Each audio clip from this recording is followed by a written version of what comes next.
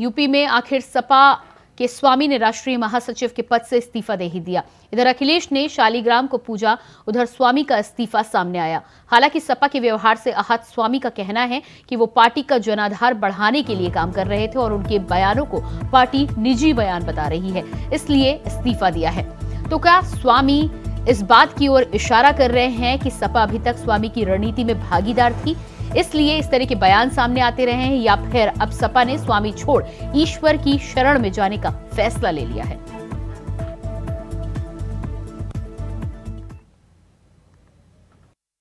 मैं ब्लैकमेलिंग की पॉलिटिक्स नहीं करता हूं, इसलिए राष्ट्रीय अध्यक्ष पर दबाव डालने के लिए मेरा कोई पत्र नहीं गया है। राष्ट्रीय महासचिव पद के साथ जो भेदभाव होता है उस पर मुझे एतराज है। पार्टी का जनाधार बढ़ाने के लिए लगातार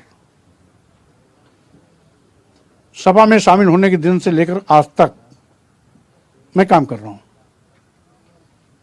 यहां तक कि अपनी जान हथेली पर रखकर सुरक्षा की बिना चिंता किए हुए रात दिन एक कर मैं आदिवासियों, दलितों, पिछड़ों, गरीबों, मजलूमों, मजदूरों को जोड़ने का अभियान चलाया हुआ हूं। एक राष्ट्रीय महासचिव दूसरे राष्ट्रीय महासचिव के बयान को निजी बयान बता देता है।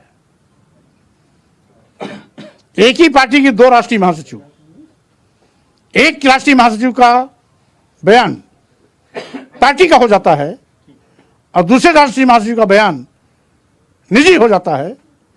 एक बार नहीं, बार बार इस प्रकार का बकवास करने वाले लोगों पर मुझे तरस आता है कि पार्टी के इतने बड़े नेता, इतने बड़े ओहदेदार ये पार्टी की हितैषी हैं या पार्टी के दुश्मन हैं, जो पार्टी की जनाधार बढ़ाने के अभियान की हवा निकालने की लगातार कोशिश करते रहते हैं। यही चीज पत्र में उल्लिखित करके मैंने राष्ट्रीय अध्यक्ष को भेजा है कि अगर यह राष्ट्रीय महासचिव का पद भेदभावपूर्ण है तो स्वाभाविक रूप से इस भेदभाव पूर्ण राष्ट्रीय महासचिव के पद पर मुझे नहीं रहना चाहिए, मेरा इस्तीफा स्वीकार किया जाए। मैं भेदभाव के खिलाफ लड़ाई लड़ता हूं। मैं जात पात, छुआछूत, ऊंच नीच, भेदभाव, असमानता, विषमता के खिलाफ लड़ाई लड़ता हूं और मेरे राष्ट्रीय महासचिव पद के साथ अगर भेदभाव होता है तो स्वाभाविक रूप से मुझे बोलना चाहिए और वही मैंने किया है। आज पूरे देश और प्रदेश में बड़े पैमाने पर कार्यकर्ता भी इस लड़ाई में हमारा साथ दे रहा है। राष्ट्रीय अध्यक्ष जी ने भी कभी भी हमारी किसी बात से अपनी असहमति नहीं जाहिर की। उनकी सहमति हमेशा मेरे साथ रही है, इसलिए राष्ट्रीय अध्यक्ष से मुझे कोई गिला शिकवा शिकायत नहीं है। लेकिन तथाकथित स्वयंभू बड़े नेता जो पार्टी का आल इन आल अपने को समझते हैं, उनके बयानों पर मुझे चिंता जरूर होती है जब वो कहते हैं कि मोरा जी का निजी। अगर राष्ट्रीय महासचिव का पद भेदभावपूर्ण है, एक का बयान पार्टी का, एक का बयान निजी, तो ऐसे पद पर रहने का कोई औचित्य नहीं है, इस्तीफा स्वीकार किया जाए। हमने अपने महापुरुषों के विचारों का हवाला दिया है। बाबा साहब डॉक्टर अंबेडकर ने बहुजन हिताय बहुजन सुखाय के आधार पर इस देश के गरीबों, दलितों, आदिवासियों, पिछड़ों, मजलूमों को सम्मान स्वाभिमान के माध्यम से लैस किया, संविधान के माध्यम से धनधरती शिक्षा सम्मान से जोड़ा।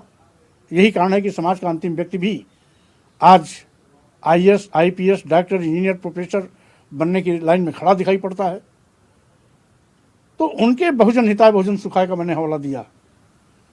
यही नहीं, कभी शहीद जगदेव बाबू और रामसु वर्मा जी ने नारा दिया था कि 100 में 90 शोषित है, 90 भाग हमारा है। मैंने इनके विचारों का हवाला दिया। कभी डॉक्टर राम मनोहर ने कहा था कि शोषिष्टों ने बांधी घाट, पिछड़ा पावे 100 में 60।